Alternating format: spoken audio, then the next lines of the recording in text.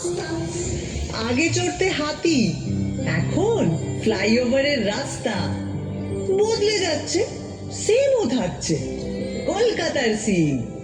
উঁচু থেকে সার্ভে করছি অনেক অনেক দিন। সেসব গল্প বলবো এবার। 1, 2, 3।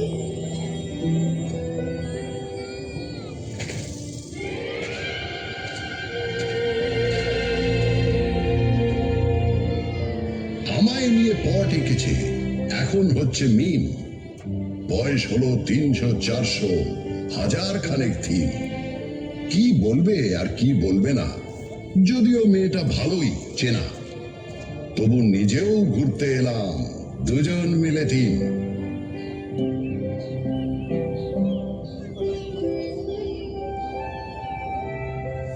আপনারা এখন যেখানে বসে আছেন, এক সময় সেখানে ঘোরাফেরা করত।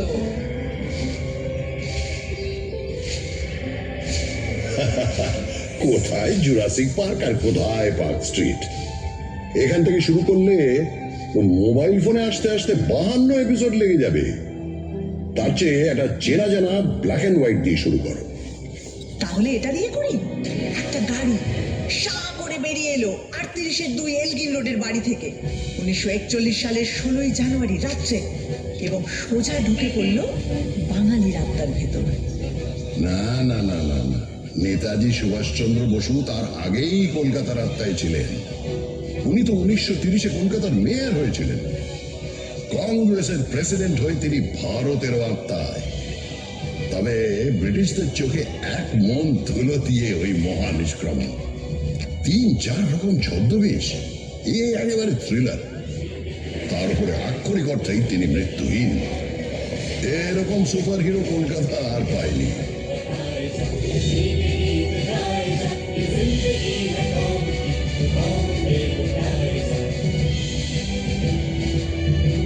আচ্ছা, কলকাতার সবচেয়ে বড় ভিলেন কে? আমি একজনের কথা বলবো যার কোনো নামই নেই। নামই নেই মানে? 1989 সালে 6 মাস ধরে রাত্রে রাস্তায় শুয়ে থাকা 13 জন গৃহহীন মানুষকে পাথর দিয়ে খুন করে কেউ একজন। মিডিয়া তার নাম দেয় স্টোন ম্যান। এত মরবিড জিনিস দিয়ে ইতিহাস শুরু হবে? আমার মনে হয় সেরা ভিলেন হলেন অমিতাভ বচ্চন। অমিতাভ বচ্চন? কেন? বারে, তিনি কলকাতায় চাকরি করলেন, নাটক করলেন, আর সিনেমাটা কিনা মুম্বাইতে গিয়ে করতে হলো। কি হতো বাংলা সিনেমার নায়ক হলে? সে তো ক্লিফ রিচার্ডও ছোটবেলায় কলকাতায় ছিলেন, মানে হাওড়ায়, কিন্তু সে তো একই হলো। অত বড় একটা গায়ক এখানে থাকলে হয়তো সুমন চ্যাটার্জির মতো জীবনমুখী শুরু করে দিতেন।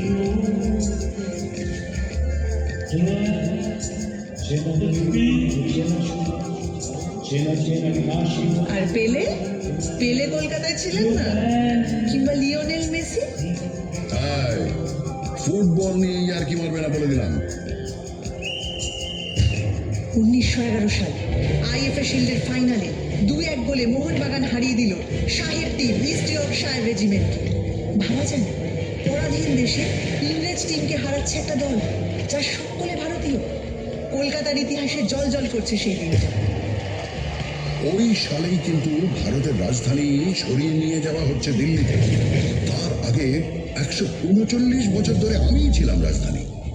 ব্রিটিশ ভারতের মোস্ট ইম্পর্টেন্ট শহর। আরে তাতে লজ্জার কি? এ তো গর্বের ব্যাপার। কলকাতায় তখন স্বাধীনতা আন্দোলনের এমন ঝাঁজ ব্রিটিশরা সইতে পারছিল না। তাই 1905-এ ঠিক করলো বাংলাকে দুভাগ করে দেওয়া হবে।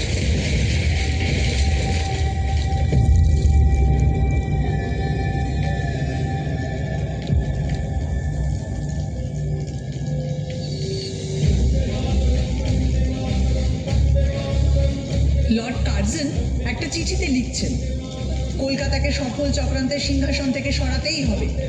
আরে সুরেন্দ্রনাথ ব্যানার্জির নেতৃত্বে এখানেই তো তৈরি হয়েছিল জাতীয়তাবাদী ইন্ডিয়ান অ্যাসোসিয়েশন। তারপরে এখানেই হয়েছিল অল ইন্ডিয়া ন্যাশনাল কনফারেন্স, আর সেই থেকেই তো কংগ্রেস।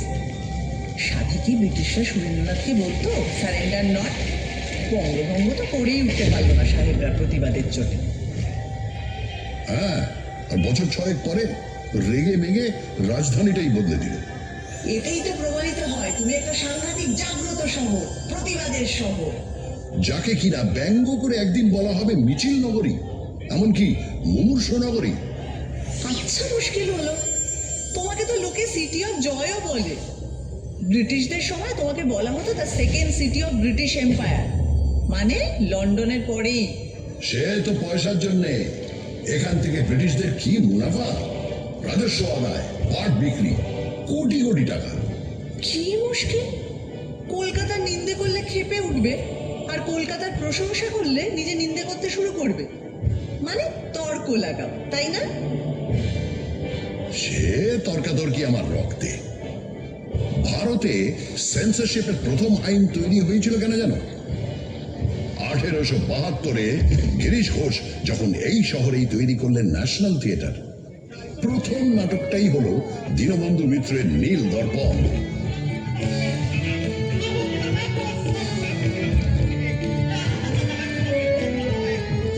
বছর 3 বাদে যখন এই দল সারা ভারত ট্যুর করছে, লখনৌতে নাটকটা হচ্ছে। যে সিনটায় ভারতীয় রায়ত এসে অত্যাচারী নীলকর সাহেবকে মারছে, তা দেখে দর্শকের মধ্যে থাকা ব্রিটিশ সৈন্যরা স্টেজে উঠে সব লন্ডভন্ড করে দিল। তারপরের বছর প্রিন্স অফ ওয়েলস কলকাতায় এসেছিলেন, তাকে অভ্যর্থনা করা নিয়ে ব্যঙ্গ নাটক। আবার অত্যাচারী পুলিশ কমিশনারকে নিয়ে স্যাটার।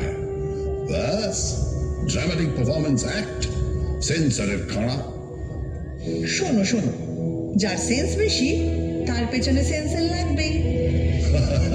এটা ভালো বলেছ। 1870-এ যখন জেমস হিকি এখান থেকে প্রকাশ করলেন ভারতের প্রথম খবরের কাগজ দ্য বেঙ্গল গেজেট, সেখানে তিনি লর্ড হেস্টিংসের স্ত্রী লেডি হেস্টিংসের কাজকর্ম নিয়ে অব্দি সাংঘাতিক নিন্দেমন্দ করে লেখা লিখতেন। আর এখনো লিটল ম্যাগাজিনেরা সমস্ত এস্টাবলিশমেন্টকে নিয়ে সেইভাবেই সমালোচনা করে। সারাদিন প্রতিবাদ, রাগ, অথরিটিকে ব্যঙ্গ, এগুলো পেটে গজগজ করে বলে কলকাতার লোকের লিভার খারাপ। মোটেই নয়, সব লিভার খারাপ নয়।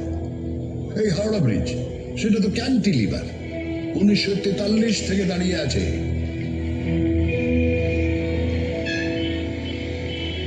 তা বটে, রোজ লাখ লাখ গাড়ি ঘোড়া, মানুষ, কত কিছুই যাচ্ছে, অথচ এতটুকু টস খায় না। এদিকে নাকি গোটা ব্রিজে একটা স্ক্রু নেই। ওই জন্যেই যাদের মাথার স্ক্রু ঢিলে তারা প্রায় হাওড়া ব্রিজের মাথায় চড়ে বসে। ওখান থেকে ভিউটা ইমাজিন করতে পারছো? আরে বাবা, আমি পারবো না। বছরের পর বছর ভিক্টোরিয়া মেমোরিয়ালের টঙে ডানা মেলে ঠাঁই দাঁড়িয়ে কলকাতার মানুষের প্রেম দেখেছি, খুনসুটি দেখেছি।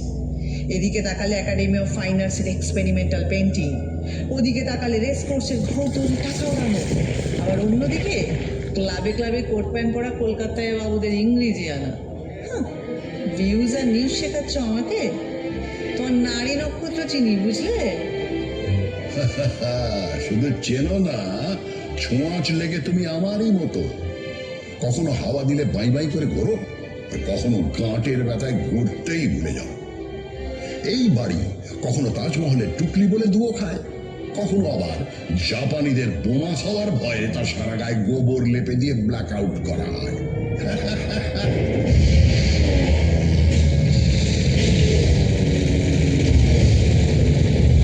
কত হাসির তো কিছু নেই, তোমার মুখে তো কঙ্কালির পৌঁছ নেই বাবু। ওই দ্বিতীয় বিশ্বযুদ্ধের সময় যখন তোমার রাস্তায় শুয়ে খিদের জ্বালায় শয়ে শয়ে লোক মরেছে, আর অন্য লোকেরা তাদের ডিঙিয়ে নির্দ্বিধায় অফিস করেছে, আড্ডা মারতে গেছে, ফ্যান দাও ফ্যান দাও চিৎকার চাপা দিতে দরজা জানলা বন্ধ করে গ্রামাফোনের গান শুনেছে, তখন কোথায় ছিল তোমার প্রতিবাদী ফটর ফটর? দেখো, যা করার অনেকটাই করা হয়নি, কিন্তু পাড়ায় পাড়ায় লঙ্গরখানা খোলা হয়েছিল, সে তো ঠিক। আর দুর্ভিক্ষটা সরকার, রাজনীতিবিদ, আমলাদেরও তৈরি। স্বয়ং উইনস্টন চার্চিল সে দায় এড়াতে পারেন না অতগুলো লোকের মৃত্যুর, যাদের সম্পর্কে তিনি বলেছিলেন, এমনি না খেতে পাওয়া বাঙালিরা আরেকটু না খেতে পেলে বিরাট ক্ষতি নেই। সেটাও মনে রেখো। এও মনে রেখো, বিজন ভট্টাচার্যের অসামান্য নবান্ন নাটক অভিনীত হয়েছিল এই দুর্ভিক্ষ নিয়েই, এই শহরে। তা অবশ্য ঠিক। 1942-এ তৈরি হওয়া আইপিটি, ইন্ডিয়ান পিপলস থিয়েটার অ্যাসোসিয়েশন, ছিল বামপন্থী শিল্পীদের সংগঠন, যা থেকে কলকাতায় কত মণিমুক্ত জন্ম হয়েছে তার ইয়ত্তারে।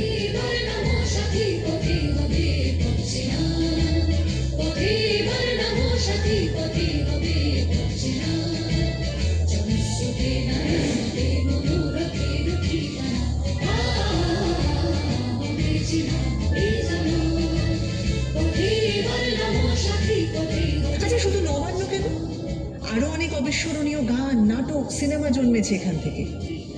আইপিটিআরই তো ঝলমলে হিরে উৎপল দত্ত, সুচিত্রা মিত্র, জ্যোতিরিন্দ্র মৈত্র, দেবব্রত বিশ্বাস, সলিল চৌধুরী, তৃপ্তি মিত্র, ঋত্বিক ঘটক এবং এরই ভাবশিষ্য মৃণাল সেন। শিল্পকে সমাজ বদলের অস্ত্র হিসাবে ব্যবহার করব, আর তা অতুলনীয় উৎকর্ষ আবেগ নিয়ে জাগিয়ে তুলবে হাজার হাজার মানুষকে। এই জাদু বিপ্লবের রথ হৈ হৈ করে চলেছিল অনেক দূর।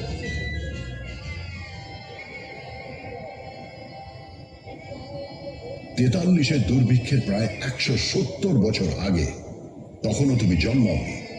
যখন 76-এর মন্বন্তর এসেছিল, সেও তো মানুষেরই তৈরি দুর্ভিক্ষ, ব্রিটিশদের তৈরি দুর্ভিক্ষ। তারা মানুষকে হিংস্রভাবে নিংড়ে খাজনা নিচ্ছিল, ধান জমিতে আফিম আর নীল চাষ করছিল। তখনও পড়ে পড়ে আমার বুকে মরেছে লাখ লাখ অসহায় মানুষ। কি করব, চুপচাপ চেয়ে থেকেছি। তখন যদি একটা আইপিটিএ থাকতো। তোমার ইতিহাস তো জেগে থাকার ইতিহাস, ঘুমিয়ে থাকারও ইতিহাস। 19 শতকে বাবুরা যখন কাঁড়ি কাঁড়ি টাকা খরচা করে বেড়ালের বিয়ে দিচ্ছিল, যখন গোলাপ জলে জলশৌচ চলছিল, তখন তুমি কেমন ছিলে বাপু? আধা ঘুমন্ত ঢুল ছিলে। আমারে ফ্রড করে প্রাণ কৃষ্ণ কোথায় গেলি? আমারে ফ্রড করে প্রাণ কৃষ্ণ কোথায় গেলি? I am for you very sorry, I am for you very sorry. আমার গোল্ডেন বডি হলো কালি, আমারে ফ্রড করে, আমারে ফ্রড করে। আমার দারুণ মজা লাগছিল। যে চপচপে তেল মেখে 4 ঘোড়ার গাড়ি চড়ে চান করতে যায়, তার একটা বেপরোয়া গ্ল্যামার আছে, এটা মানবে তো? আর দেখো, বাবুদের ওই বাড়াবাড়ি না থাকলে বাইজি নাচের সমজদারিও থাকতো না। তাদের টাকায় ঢালাল স্কুল কলেজের পত্তনও হতো না। আর আমার সবচেয়ে আলো ভর্তি পার্বণ দুর্গাপুজোটাই হতো না। দুর্গাপুজোটাই হতো না? ওমা, কেন? আরে শোভাবাজারের বাবু নবকৃষ্ণ দেব মাদ্রাসা তৈরির জন্য প্রচুর টাকা দিয়েছেন, রাস্তা তৈরি করে দিয়েছেন, সারা দেশ থেকে গায়ক বাজনদার এনে বিশাল সঙ্গীত সম্মেলন করেছেন। আবার পলাশির যুদ্ধের সময় তিনি সিরাজের বিরুদ্ধে চক্রান্তে শুধু সামিলই ছিলেন তাই না, যুদ্ধ জয় উপলক্ষে বিরাট দুর্গাপুজো করেছিলেন। সেটাই তো দুর্গাপুজোকে একটা বড় পার্বণ হিসেবে আমাদের সমাজে প্রতিষ্ঠিত করবে। এ তো ভারী গোলমেলে ব্যাপার। যে লোক বাংলাকে ইংরেজের হাতে তুলে দিল, সেই লোকই আবার দুর্গাপুজো চালু করলো। একদম। বাংলা ইংরেজদের হাতে কিন্তু যেত না যদি সিরাজউদ্দৌলা 1756 বিশাল বাহিনী নিয়ে আমায় আক্রমণ না করতেন। উনি ইস্ট ইন্ডিয়া কোম্পানির সেনাদের গুঁড়িয়ে না দিলে ইংরেজরা চট করে একজন নবাবের বিরুদ্ধে ওভাবে যুদ্ধে নামত না। যুদ্ধে নাম তো ঠিক, শুধু প্রপার নামগুলো বদলে যেত। ওরা দখল না নিয়ে ছাড়ার জাত নয়।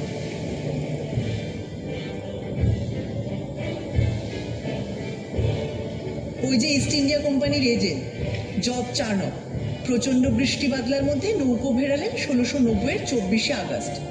ব্যাস, চাকা গড়াতে শুরু করলো? তোমার ইতিহাসেরও শুরু। ভুল ভুল ভুল, তোমার কথাটা সম্পূর্ণ ভুল। চাণক্য আসার অনেক আগেই কবি কঙ্কন মুকুন্দরাম আমার কথা লিখে গেছেন। তারও আগে 1495 বিপ্রদাস পিপিলাইয়ের মনসামঙ্গল কাব্যেও আমি আছি। সাবর্ণ রায়চৌধুরীদের পরিবার ব্রিটিশরা আসার অনেক আগে থেকেই কলকাতার জমিদার ছিলেন, তাই ইতিহাসটা ওখান থেকে শুরু নয়। আর 2 নম্বর ভুল হচ্ছে, চাণক্য এসে যে চাকাটা খারাপ রাস্তায় গড়ালো তাও কিন্তু নিশ্চিত নয়। রামমোহন রায় সতীদাহ বন্ধ করলেন ঠিকই, কিন্তু অত বড় কাজটা কি করতে পারতেন যদি লর্ড বেন্টিঙ্ক না সাহায্য করতেন? মাইকেল মধুসূদন দত্ত কি বাংলা কাব্যের বাঁক বদল ঘটাতে পারতেন যদি মিল্টনের প্রভাব না পড়ত? আর বঙ্কিমচন্দ্র, উনি কি বাংলায় প্রথম উপন্যাস লিখতে পারতেন যদি ওয়াল্টার স্কট না পড়া থাকত? সব শেষে বলি, ঈশ্বরচন্দ্র বিদ্যাসাগর কি বিধবা বিবাহ চালু করতে পারতেন যদি ব্রিটিশরা পাশে না দাঁড়াতো? কি হাবিজাবি বকছো? মনে রেখো, শহীদ ক্ষুদিরাম বসুর মরদেহ তোমার রাস্তা দিয়ে নিয়ে যাওয়ার সময় হাজার হাজার লোক ফুল ছুঁড়েছে। তোমার রাইটার্স বিল্ডিং এ অত্যাচারী ব্রিটিশকে গুলি করার পর আত্মঘাতী হয়েছেন বিনয়, বাদল, দীনেশ। তোমার এক বিখ্যাত ব্যারিস্টার চিত্তরঞ্জন দাস, যার কাপড় কেচে আসতো প্যারিস থেকে, নিজের সব ইউরোপীয় পোশাক পুড়িয়ে দিয়ে খাদি ধারণ করেছিলেন। আর তিনি আলিপুর বোমা মামলায় যাকে ছাড়িয়ে এনেছিলেন, সেই অরবিন্দ ঘোষ তো ছিলেন পোয়েট অফ পেট্রিয়টিজম। আরে বাবা, তুমি বিপ্লবী সংগঠন অনুশীলন সমিতির শহর। ভারতবাসী, আমি হাসি হাসি করব ফাঁসি, দেখবে ভারতবাসী। একবার বিদায় দে মা, ঘুরে আসি। একবার বিদায় দে মা, ঘুরে আসি।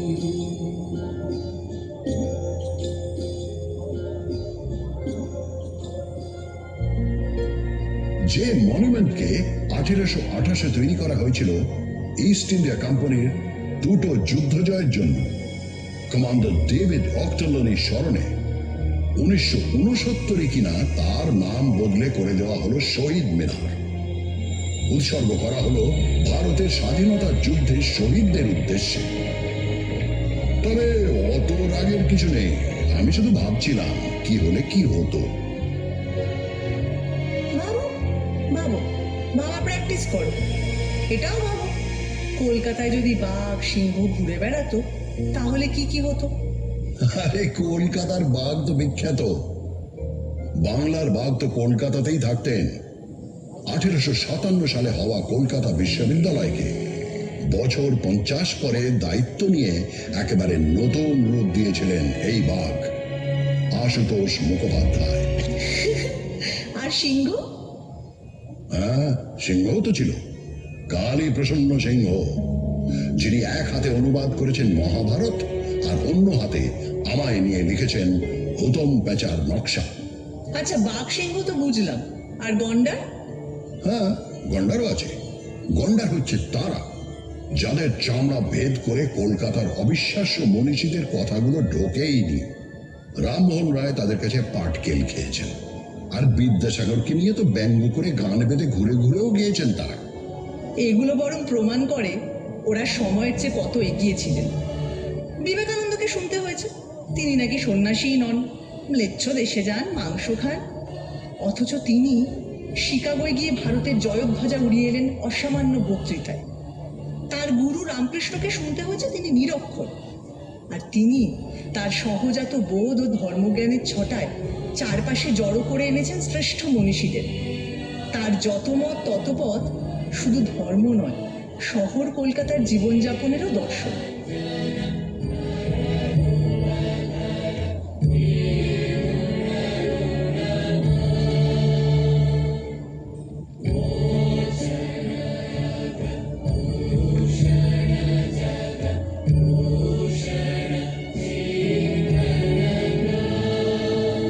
রবীন্দ্রনাথ ঠাকুরকেও কম সইতে হয়নি।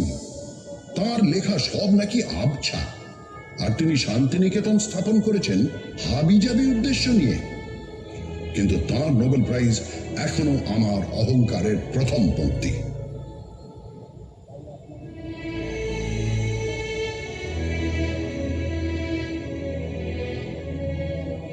আমি রাজধানীর পদ থেকে 1911 খসে পড়লাম, কিন্তু 2 বছর পরেই আমার মাথায় এমন মুকুট উঠল যার ঝলমলানি তামার নয়। নোবেল কমিটি বলল রবীন্দ্রনাথ ঠাকুরকে প্রাইজ দেওয়া হচ্ছে because of his profoundly sensitive, fresh and beautiful verse. প্রথম ভারতীয় নোবেল পেলেন। সত্যি ভাবা যায় না বলো, একটা শহর থেকে 6 জন নোবেল লরিয়েট এবং 5টা আলাদা ক্ষেত্রে কাজের জন্য। 1902-এ পেয়েছেন রোনাল্ড রস চিকিৎসাবিদ্যার জন্য। 1930-এ ফিজিক্সে নোবেল পেলেন সিভি রমন। 1979-তে মাদার টেরেসা পেলেন নোবেল শান্তি পুরস্কার। 1998-তে পেলেন অমর্ত্য সেন ইকোনমিক্সে। আবারও 2019-এ পেলেন অভিজিৎ বিনায়ক বন্দ্যোপাধ্যায়, এবারও ইকোনমিক্সে।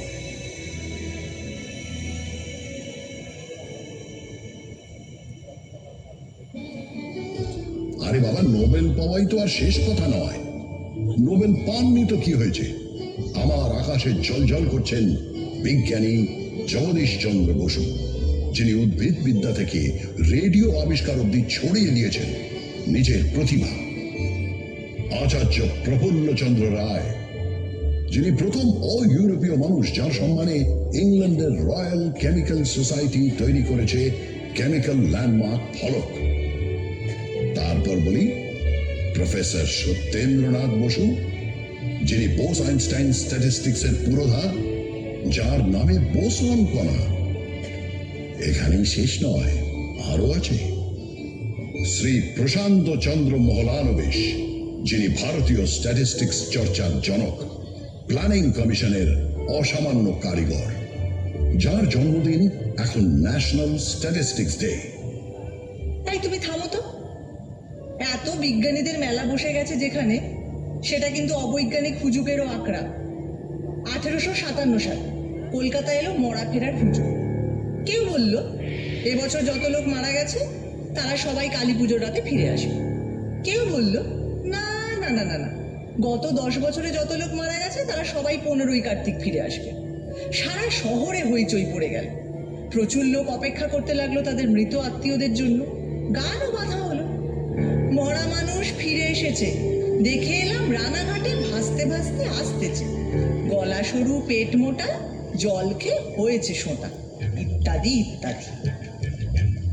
হ্যাঁ, কিন্তু 1979-র হুজুগটাও খারাপ নয়। আমেরিকার পাঠানো স্যাটেলাইট স্কাইল্যাব নাকি ভেঙে পড়বে। সবাই পারলে আকাশের দিকে তাকিয়ে হাঁটে, কেউ কেউ হেলমেট পরে সারাদিন ঘুরত।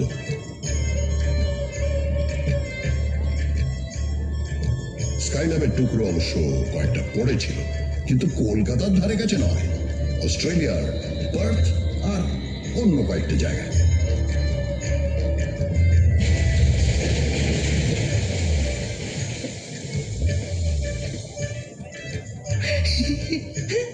আমি বলি কি, সব সেরা হুজুগ হলো গণেশের দুধ খাওয়া।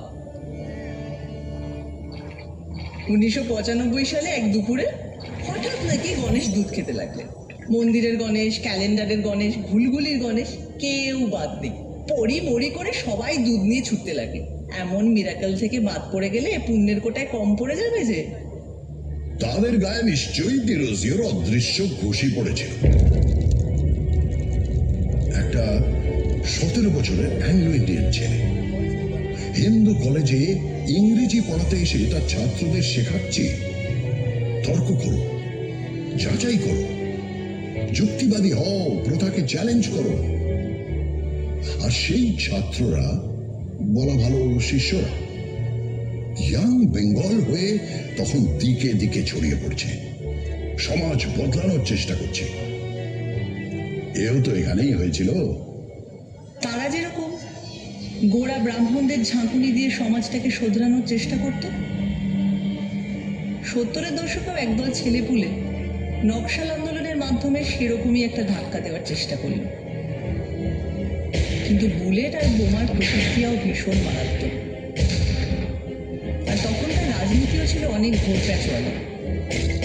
রাত্রির জুড়ে বোমা আর পুলিশের জিপের শব্দ, আর দিনের বেলা গঙ্গা জুড়ে উজ্জ্বল যুবকদের লাশ ভেসে যাওয়া দৃশ্য। তোমার গায়ে অনেক গরম রক্ত ছিটকে পড়েছিল।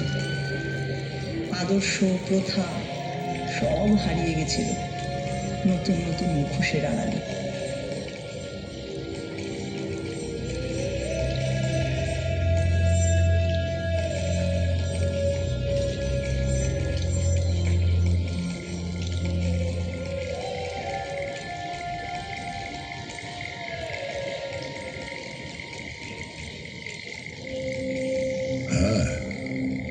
নকশাল আন্দোলন নিয়ে কারো আছে আতঙ্ক, কারো আছে রোমান্টিক নস্টালজিয়া। চীনের চেয়ারম্যান আমাদের চেয়ারম্যান, এই স্লোগান নিয়ে একটু মুখ টিপে হাসিও আছে। কিন্তু কেনই বা এখান থেকে কেউ চীনের নেতাকে ঘিরে সংগ্রাম গড়ে তুলবে না? কেন ওই কথা বলবে না? কলকাতাকে বিশ্ব নাগরিকতার কেন্দ্র নয়? দেখো, সে তো হিন্দু কলেজটাই একটা বিরাট স্টেটমেন্ট। ইংরেজি ভাষা শিখতে হবে, পাশ্চাত্য সংস্কৃতি বুঝতে হবে, তাকে নিজেদের সংস্কৃতির সঙ্গে মেলাতে হবে, এরকম একটা ভাবনা নিয়ে যে স্কুল করা দরকার, তা ভারতে অন্য প্রান্তে কেউ তো ভেবে বের করতে পারেনি। সাহেব আর বাঙালি মিলেমিশে 1817 সালে এমন একটা কাজ করলো যা না থাকলে বেঙ্গল রেনেসাই হতো না।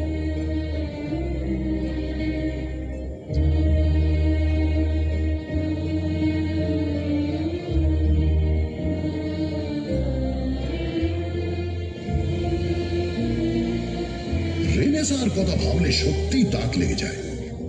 শুধু ঠাকুর পরিবারের কথা বলতে গেলেই তো হাঁপিয়ে পড়ব। এরা বোধহয় এক একটা লোকের মধ্যে 10টা করে জিনিয়াস ভরে দিত।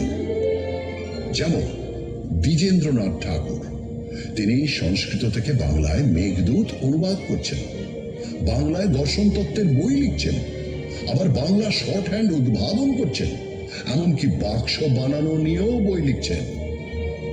সত্যেন্দ্রনাথ ঠাকুর, তিনি শুধু প্রথম ভারতীয় আইসিএসই নন, ওই যুগে তাঁর বউকে বিলেত নিয়ে গেলেন। এবার বলি জ্যোতিরিন্দ্রনাথ ঠাকুরের কথা। তিনি একাধারে সুরকার, চিত্রকর, নাট্যকার, পরিচালক, এমনকি অভিনেতা। দেবেন্দ্রনাথ ঠাকুর, তিনি তো 3 ঘন্টায় গড়গড়িয়ে ডিকটেশন দিয়ে লিখে ফেললেন ব্রাহ্ম ধর্মের বই। গগনেন্দ্রনাথ অসামান্য চিত্রকর, কার্টুনও আছেন, ছবিতে কিউবিস্ট ভাবও আনছেন। আর অবনীন্দ্রনাথ ঠাকুর, তার আঁকা ছবি আর লেখা গল্প, এই দুই বাংলা সংস্কৃতির বিস্ময়।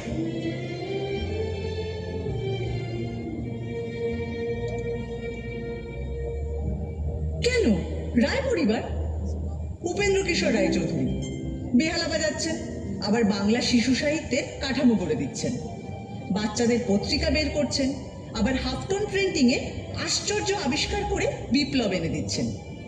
তার ছেলে সুকুমার রায় খেয়াল রসের গদ্যে পদ্যে তাক লাগিয়ে দিচ্ছেন, আবার ননসেন্স ক্লাবে প্লেটো বা তুর্গেনেভ নিয়ে কথাও বলছেন। এরা বোধ হয় প্রাচ্য পাশ্চাত্যের গুণগুলোকে একটা গেলাসে গুলে সকালে উঠেই খেয়ে নিতেন। হ্যাঁ, ঠিক বলেছ। এই মিলিজুলিটা আমাদের চিরকাল আছে। 1835-এর মেডিকেল কলেজও তো স্থাপিত হয় এখানকার লোককে পাশ্চাত্য ডাক্তারি রীতিতে শিক্ষিত করে তোলার জন্য। আবার এ শহরের নৃত্যশিল্পী উদয় শঙ্কর, তিনি তো বিদেশি নর্তকী আনা পাভলোভার সঙ্গে মিলে তাঁর বিখ্যাত রাধা কৃষ্ণ ব্যালেটা তৈরি করেন। আর সুকুমার রায়ের ছেলে সত্যজিৎ রায়, যিনি 1955-এ পথের পাঁচালী ছবি তৈরি করে একা হাতে ভারতীয় সিনেমায় নিউ ওয়েভ আনলেন। তিনি তো স্পষ্টই বলতেন, হলিউডের ছবি না দেখলে তিনি নিজের ছবির ব্যাকরণ তৈরি করতে পারতেন না। অথচ সাহেবরা তাঁর ছবির মধ্যে খুঁজে পেত খাঁটি ভারতীয়ত্ব। এই মিশেল, এই আহরণ হজম করার ক্ষমতা, হে জিনিস আমার মজ্জায়। ঠিক বলেছ। সত্যজিৎ রায় প্রাচ্য ও পাশ্চাত্যকে সমান মুগ্ধ করেছেন, আর এই জন্যই 1992 সালে তিনি পেলেন লাইফ টাইম অ্যাচিভমেন্ট অস্কার পুরস্কার।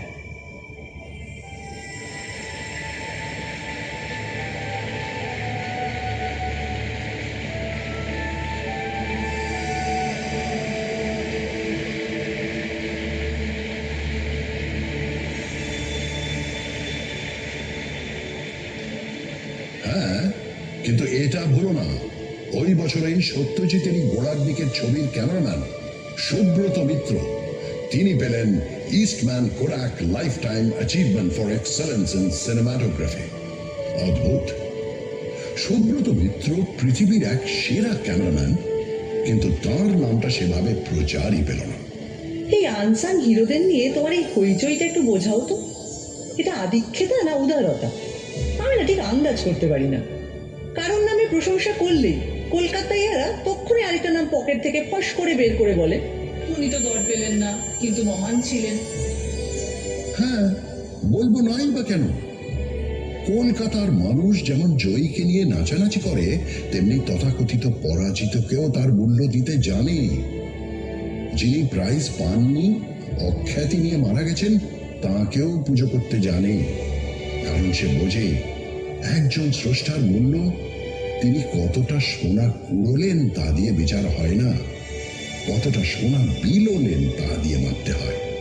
তাই রবীন্দ্রনাথ যতদিন, জীবনানন্দ দাশ ততদিন, সত্যজিৎ রায় যতদিন, ঋত্বিক ঘটক ততদিন, সৌম্যমিত্র যতদিন, বাদল সরকার ততদিন, সুনীল গঙ্গোপাধ্যায় যতদিন, কমল কুমার মজুমদার ততদিন, পঙ্কজ রায়কে আমরা মাথায় তুলে রাখব, সুটে ব্যানার্জিকেও, হেমন্ত মান্না সন্ধ্যাকেও সিংহাসন দেব, সুচিত্রা মিত্র, কণিকা বন্দ্যোপাধ্যায়কেও কুর্নিশ জানাব, সঙ্গে নির্মলা মিশ্র, প্রতিমা বন্দ্যোপাধ্যায়কেও, নিখিল ব্যানার্জির সেতারে বুঁদ থাকব।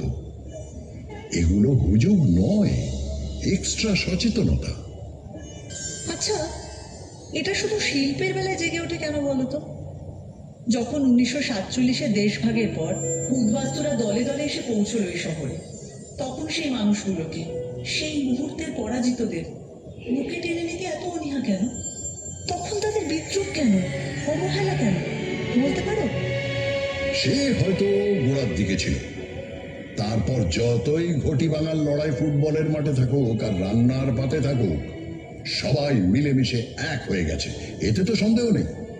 এতেও সন্দেহ নেই যে এই উদ্বাস্তুদের যথোচিত সম্মান দিয়ে তাদের থাকা খাওয়ার সংগ্রামে পাশে দাঁড়ানোর কাজ করেছিল বলে বাম রাজনীতি একসময় অনেকখানি মিশে গিয়েছিল আমার ডিএনএতে। উদ্বাস্তুরা তো আবারও এসেছে বাংলাদেশের মুক্তিযুদ্ধের সময় 1971-এ, এখনো অনেকে আসছেন। কলকাতা তো কাউকে ফেরায় না। তা ঠিক, শেষমেশ সবাইকে নিয়ে কাবাব খায় বা বিরিয়ানি। এই যে দুটো নাম বললে, এই খাবারগুলোই কলকাতায় আসতো না যদি না আরেক পরাজিতকে কলকাতা সসম্মানে ঠাঁই দিত।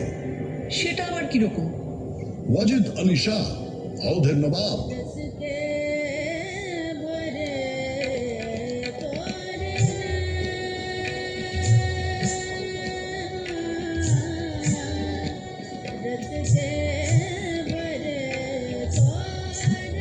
আঠেরোশো 1956 তাকে ইংরেজরা বিনা যুদ্ধে সিংহাসনচ্যুত করে নির্বাসনে পাঠালো কলকাতায়।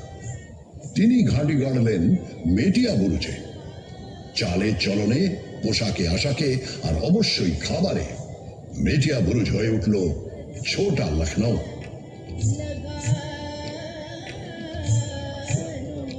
এখানকার গান বাজনা নাচ তো প্রভাবিত হলোই, জিভের কোষ আর রান্নার হাঁড়ি প্রভাবিত হলো তার চেয়েও বেশি। এখন যে কলকাতার রাস্তার ধারে ধারে কাবাব আর বিরিয়ানির দোকান, তার মূলে ওই অগৌরবের নির্বাসন। জীবনের ধন কিছুই যাবে না ফেলা, কলকাতা এটা জানে, এই তার রেলা।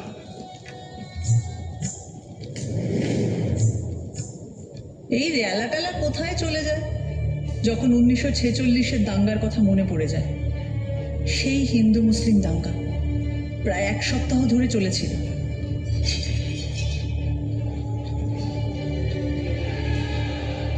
হ্যাঁ, নিশ্চয়ই লজ্জায় মাথা হেঁট হয়ে যায়। তবে সঙ্গে সঙ্গেই মনে পড়ে বহু হিন্দু পরিবার মুসলিমদের আশ্রয় দিয়েছিলেন, বহু মুসলিম পরিবার হিন্দুদের বাঁচিয়েছিলেন। কলকাতা সেই স্পিরিটটা নিয়ে এগিয়ে চলেছে। ওসব দাঙ্গার কথা ছাড়ো, বিদেশে যখন রবিশঙ্কর আর আল্লাহ রাখা মিলে অবিশ্বাস্য সুরের চালচিত্র তৈরি করেন, বা মহিষাসুর মর্দিনীতে যখন বীরেন্দ্র কৃষ্ণ ভদ্রের চণ্ডী পাঠের সঙ্গে বেজে ওঠে মুসলিম শিল্পীদের অলৌকিক বাজনা, তখন কি সেই ম্যাজিকটা জানান দেয় না?